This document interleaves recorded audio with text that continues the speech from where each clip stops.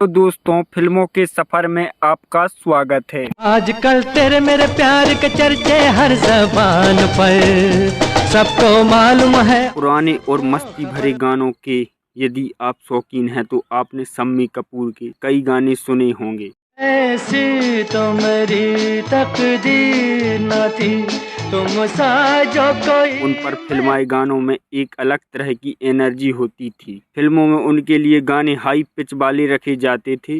शम्मी के अधिकांश गाने मोहम्मद रफ़ी ने गाए हैं। शम्मी की हमेशा ख्वाहिश रहती थी कि उनके गाने सिर्फ रफ़ी साहब ही गाएं। दीवाने का नाम तो पूछो। जिस तरह दो घनिष्ठ दोस्तों की जोड़ी में से एक को देखते ही दूसरे की याद आ जाए, ठीक उसी तरह जब हम शम्मी कपूर के गाने को सुनते हैं तो मोहम्मद रफ़ी की ही याद आती है। निगाहों में जादू चलाना मेरी जान से। और जब हम रफ़ी साहब के चुलबुलेपन से सनी हुई आवाज को सुनते हैं तो सबसे पहले हमें शम्मी कपूर की अदाएं ही याद आती हैं। जिसने तड़पा दिया। एक अच्छे दोस्त की तो यही पहचान है, वह अपने दोस्त के अनुसार खुद को ढाल। शम्मी के शोक व्यक्तित्व के अनुसार ही उनकी तरह की शोखी मोहम्मद रफ़ी ने अपनी आवाज में भरी और उनके गीतों को अलग अंदाज दिया। रोशन चेहरा, जुल्फों का रंग सुनहरा, ये झील सी नीली आंखें। एक समय था जब लगातार 14 फ्लॉप फिल्में देकर शम्मी कपूर की गिनती एक असफल कलाकार के रूप में जाने लगी थी। उनके फिल्मी कैरियर में बेहतरीन मोड़ उस वक्त आया जब नासिक हुसैन की फिल्म तुमसा नहीं देखा आई, जिसमें उनका चुलबुला अंदाज और उसमें मोहम्मद रफ़ी के गाए हुए गीत बेहद प्रसिद्ध हुए, जो आज तक सभी संगीत प्रेमी की पसंद बने हुए हैं। भी न जाने क्या सूझी जा पहुँचे उसकी टोली में, हर बात में। उसके बाद तो मोहम्मद रफ़ी शम्मी कपूर की आवाज बन गए थे। 1960 का वह दौर दिलीप कुमार, राज कपूर जैसे गंभीर नायकों का दौर था। तब एक ऐसा उजलता मस्त नायक हिंदी सिनेमा के दर्शकों को देखने को मिला जो हर हाल में मस्त रहने का हुनर जानता था। जीवन की अपराधाई में उसके गीत दूर तक और देर तक सुकून देते थे। मोहम्मद रफ़ी ने शम्मी कपूर पर फिल्माए गए ये गीत आजकल तेरे मेरे प्यार के चर्चे हर ज़बान पर, सबको। शम्मी कपूर एक आकर्षक व्यक्तिगत के मालिक थे। उनका एक विरोही प्रेमी जैसा साहस और करिश्मा देखते ही बनता था। उनका अंदाज उनके समकालीनों से बिल्कुल अलग था। उनका मनमोजी मस्त अंदाज युवाओं के अलावा बड़ों को भी बेहद पसंद आया था। वो जीवन से भरे हुए इंसान के रूप में दर्शकों को बेहद लुभाते थे। शम्मी कपूर ने अपने कैरियर की शुरुआत 1951 में गंभीर रोल से की और उनको पहचान मिली 1957 में तुमसा नहीं देखा के रोमांटिक रोल से। इस फिल्म में 11 गीत हैं और वे सभी मोहम्मद रफ़ी साहब ने गाए हैं। गीतों की बदौलत ही शम्मी लाखों करोड़ों लोगों की दिल की धड़कन बनी है। अच्छा कौन है, दिल जिगर लो जान लो, ये जिसने तड़पा दिया। उस दौर की फिल्मों में रोमांस को शम्मी कपूर ने नई परिभाषा दी, बिल्कुल पश्चिम अंदाज में, जो हिंदी फिल्मों के लिए बिल्कुल नया था।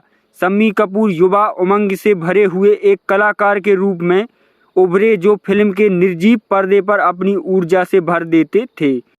निगाहों में जादू चलाना मेरी जान से। शम्मी कपूर की जिंदा दिली और उन पर मोहम्मद रफ़ी की दिलकश आवाज का जादू दर्शकों के सिर पर चढ़ बोला और मोहम्मद रफ़ी की ऐसी तो मेरी तकदीर न थी, तुम सा जो कोई। और शम्मी की फिल्में लगातार सफल होती चली गईं। इसका सफलता का सेहरा उनके मधुर गीतों के कारण काफी हद तक मोहम्मद रफ़ी के सिर पर बांधा जा सकता है। मोहम्मद रफ़ी की मदमस्त आवाज और शम्मी का चुलबुलापन दोनों जैसे एक दूसरे को पूरक बन गए थे। ये जिसने तड़पा दिया। शम्मी अपनी अंदाज से जो जादू बिखेरते थे उसका असर आसानी से छूटने वाला नहीं था। आज भी जब हम पर्दे पर शम्मी कपूर को पर्दे पर अभिनय करते हुए देखते हैं और मोहम्मद रफ़ी मखमली आवाज को अवसाद से भरे हुए गीत सुनते हैं, तुम मुझे यूं ना भूल पाओगी, तो लगता है कि कुछ चीजें तुम मुझे भुला न पाओगे। सचमुच कभी न भूलने के लिए बनी हैं।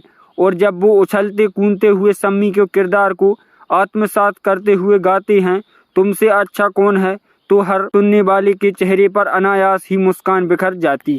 ओ तुमसे अच्छा कौन है, दिल जिगर लो जान लो। शम्मी कपूर अपने गीतों को लेकर बेहद सजग रहते थे। गीत के चुनाव, उसके संगीत से लेकर आखिरी फिल्मांकन तक पूरी तरह उसमें डूबे रहते थे। यहाँ तक कि उनका एक गीत तारीफ करूं क्या उसकी